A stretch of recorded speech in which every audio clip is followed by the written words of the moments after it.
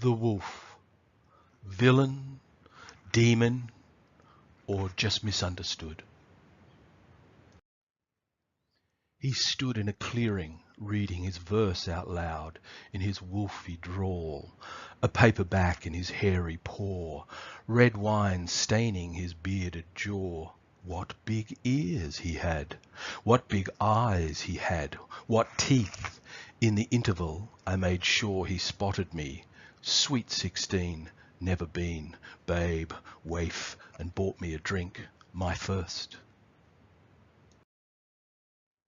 You might ask why. Here's why. Poetry. The wolf, I knew, would lead me deep into the woods, away from home, to a dark, tangled, thorny place, lit by the eyes of owls. I crawled in his wake, my stockings ripped to shreds, scraps of red from my blazer, snagged on twig and branch, murder clues. I lost both shoes.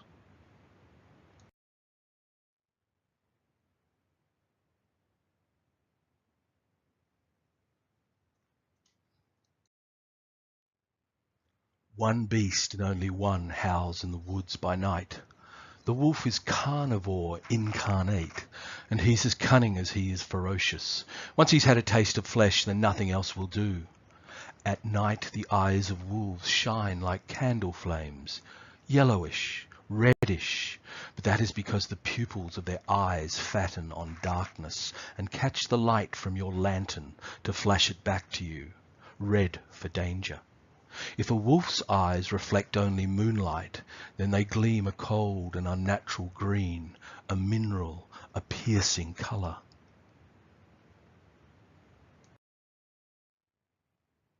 But got their wolf's lair, better beware. Lesson 1 that night. Breath of the wolf in my ear was the love poem. I clung till dawn to his thrashing fur, for what little girl doesn't dearly love a wolf? Then I slid from between his heavy matted paws and went in search of a living bird, white dove.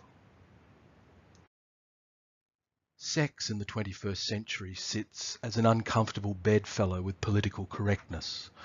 One can almost see Grandma in her bed, with her long snout tied beneath sleeping cap, and Little Red Riding Hood gazing into her great big eyes.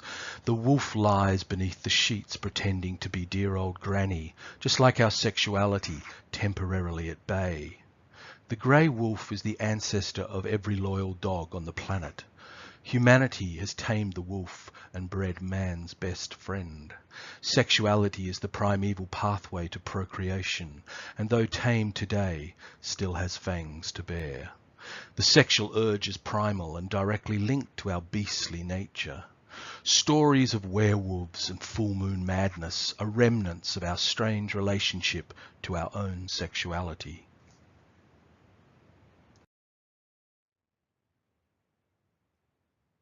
The she-wolf in art has an added sexual dimension, and the wolf and female sexuality have been linked ever since.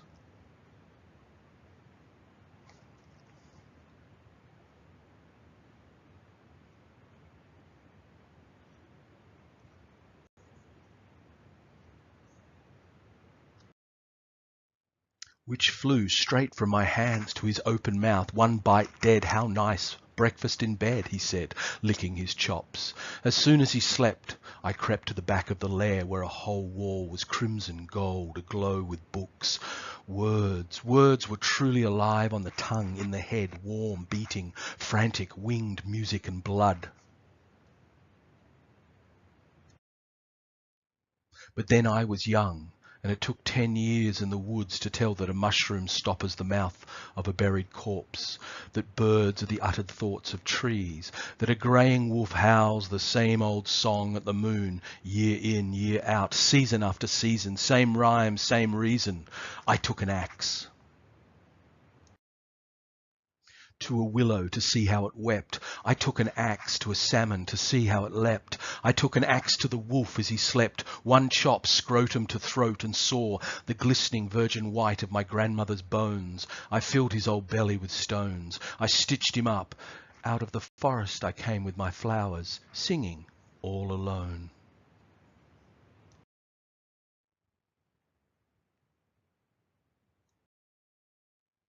The wolf's present as Lupercala, she-wolf wet nurse to Romulus and Remus, the founders of Rome, assures the wolf's place in the artistic frame of ancient Roman culture.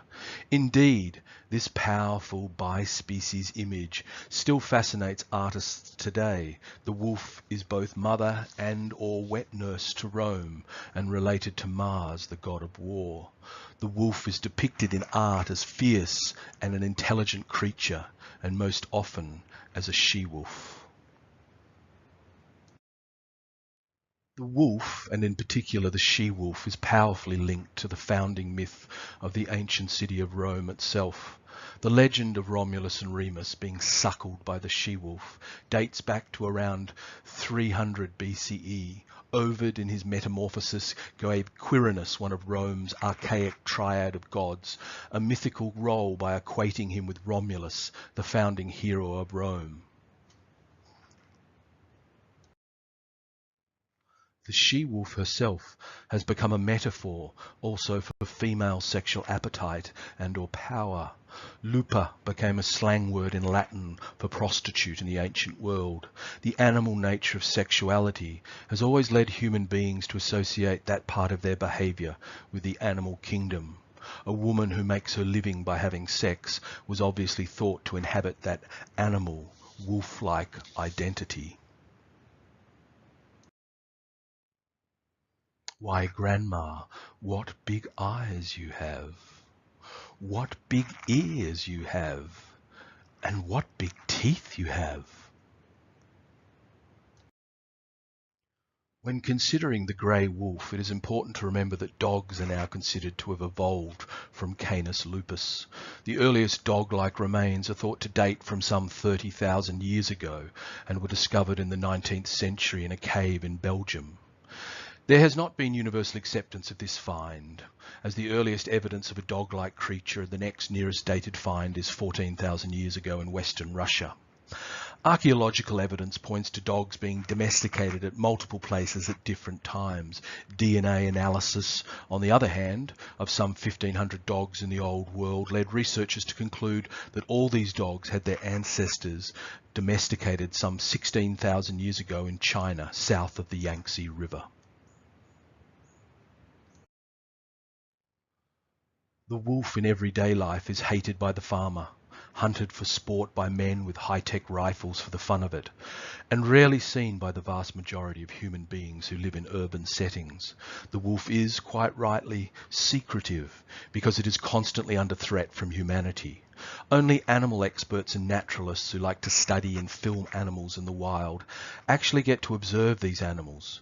Conservationists are also usually supporters of wildlife if they are located in their idea of the correct habitat.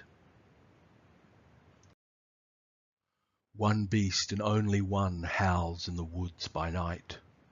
The wolf is carnivore incarnate.